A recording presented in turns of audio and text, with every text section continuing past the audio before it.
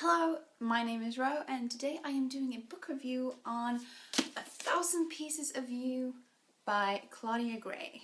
I will warn you once this gets spoilery, so it's safe to watch until I tell you to stop. You might remember this book from my Christmas haul. It's one of the books I got for Christmas. I gave a short sort of summary about it, or what I thought it was about then. I can't quite recall what I said, and I'm not sure how correct I was.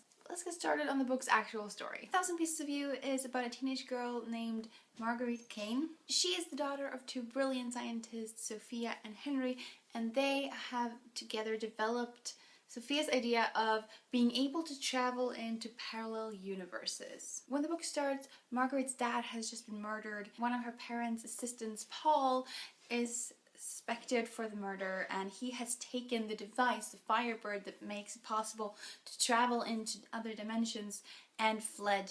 Now Marguerite, together with her parents' other assistant, Theo, is going after Paul to try and kill him. I really enjoyed this book. In the beginning, I was very much unsure because there was something that I felt like, well, this is obvious that this is how it really is. I was in this confusing state where it was kind of like, nothing is what it seems, but it seems like nothing is as it seems, and so I'm not sure what to trust. And I was really worried that it was going to turn out to be just this kind of thing that I had figured out after like 20 pages. It was and it wasn't. There were a lot more tricks going into it than I had expected. Of course, I didn't get all the details and all the big things sorted out or how it all worked together, but I wasn't completely wrong.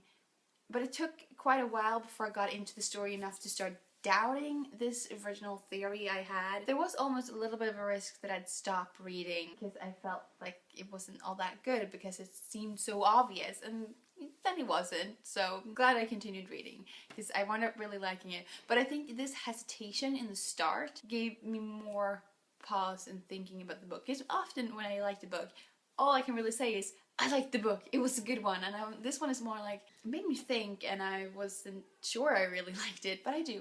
I like it. I also said in my Christmas haul video that I'm not sure if this book is a standalone or part of a series, and I'm still not, because it could end where it ended, but there is also so much more this story could tell, and there are questions I still have, so I'm gonna have to look that up, because I haven't done that yet.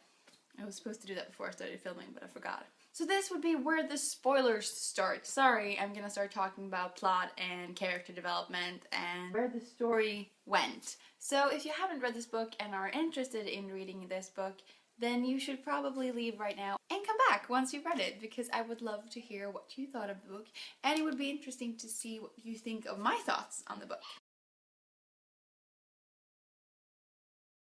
The cover, it looked really cool, and I thought it was just like, you know, a city and another city that looks very different from each other, indicating that there are parallel worlds, and I thought it was supposed to be the same city, but I now of course realize that it's London and Russia. I love how this book takes place in all different places. It's not just America and America the way books often tend to be, but no, she's from America, she's from California. And the first trip lands her in London, second in Russia, then they're back in the world that is very similar to her own, and then in the middle of the Pacific Ocean? I'm very bad with oceans. But I like that, how it's spread out. I like how when she lands in Russia, Theo's in Paris, and how when she's in the middle of the ocean, he's in Australia, and Paul's somewhere else out on the ocean. I thought there was a lot of repetition in the start. Like, she kept mentioning that her dad was dead and that Paul had done it, and it came to the point where I just didn't believe it. Like, she just kept saying it, but there was no explanation and no further development of that.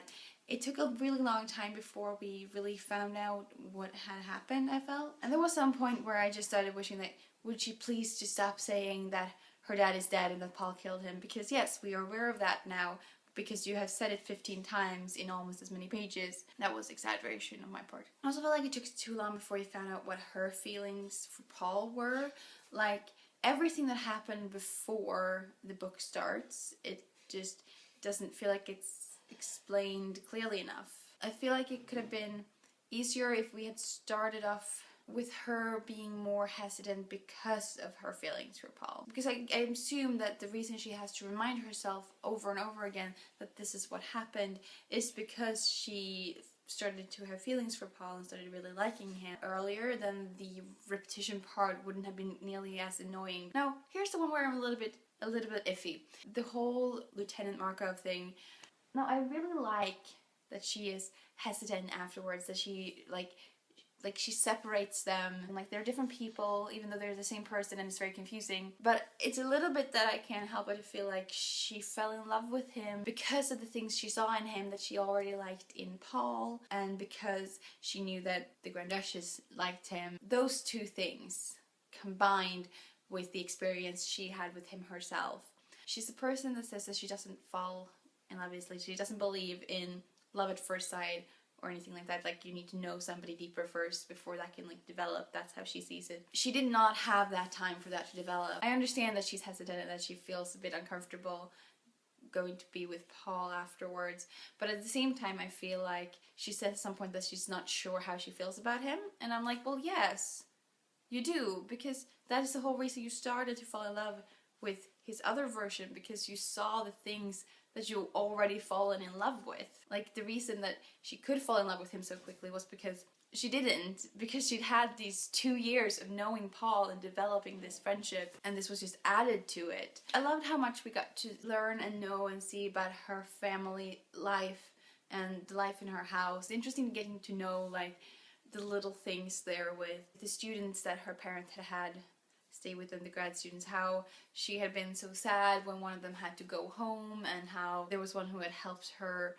bury her goldfish, and all these little things, and mentioning of how weird Thanksgiving is because her parents bringing all these people in who come from different cultures and bring their own things. And I love that we got to get that explained. Like, I really felt it. Like, I got really drawn into that idea, and I kept wanting that to be referenced and like mentioned more, that there were those people in her life. The foreshadowing regarding her mom, I like it isn't so clearly that it's laid out there for it to be foreshadowing. When she started talking about how this big family they have is because her parents always wanted more children, but pregnancy was difficult for her mom, and then she comes to Russia and it turns out that her mom died because she kept having kids. Right away when she had landed in Russia, I sort of understood what the situation would be, because in London there had been this conversation with her aunt mentioning how her mom's family came from Russian nobility and how they had fled. I also loved the Russian family, her brothers and sister, and even the Tsar, but I feel like most what you see of him is in comparison to how awesome her dad is, and so I feel like that's a little bit sad. Sad for the Tsar, because I mean it works well with the story and it belongs to Marguerite. How much she appreciated her parents letting her be herself. I liked how she mentioned her siblings again, how she keeps thinking about them even when she's gone back. Even though she's so happy to see her sister, who she's grown up with and loved, she can't help but to think about these siblings and realize that she's lost them and that she'll never actually get to know them because they didn't belong to her. And I liked that she cared and that she actually got attached to them. It did a little bit annoy me that she didn't speak Russian. I mean, she did, but it annoyed me that they didn't, like, in general. And it wouldn't have been a hard thing to do either, because it would just have been like, it's a book, first of all, so it doesn't have to be like written in Russian just because she speaks Russian. It doesn't even have to be like her thoughts could still be in English. It could just be like how she automatically spoke with an English accent when she was in London. She automatically would speak Russian. And I mean, it is mentioned, and I appreciate it so much that it's mentioned, that she actually questions, like, why are we speaking English? But then it feels like it's just kind of brushed past really quickly. Something else I really appreciated is the fact that her period was mentioned. Like, I feel like that's something that's never really mentioned in a book. I can't remember when it was really mentioned last in a book that I read. There was such an excellent development of Theo's plotline. Like, I did see some of it coming, but mainly I didn't. And once I did realize, which is at the exact same time that Marguerite realized, that's when I realized what was going on. But from that on, when I like go back and check things off like how it started getting weirder a few months ago, how he had quite recently started calling her Meg. I think the drugs was also something quite recent. All these little things that was hinting towards what was going on, but never enough that you actually figured it out. And I love it so much, the fact that she trusts Theo, and in the end it turns out that she was right too, because the guy that she's known for the past 2 years was good and cared about her and her family and was worth the trust, even if the guy who was actually there at the time wasn't. In the end, the plot twist, because I was in no way expecting her dad to be alive. Like, what the hell? That came out of nowhere. It was such an interesting way to just flip it. I did keep imagining throughout the entire book that there would be a point at the end where they would all be together and all would be well. And then I was like, but it won't be, because her dad is still dead. And then he wasn't! I feel a little bit sorry for the other Theo in the ocean world, because this Theo knows how to make that green compound that keeps him awake. So it's possible that he won't get stranded the way Margaret's dad did.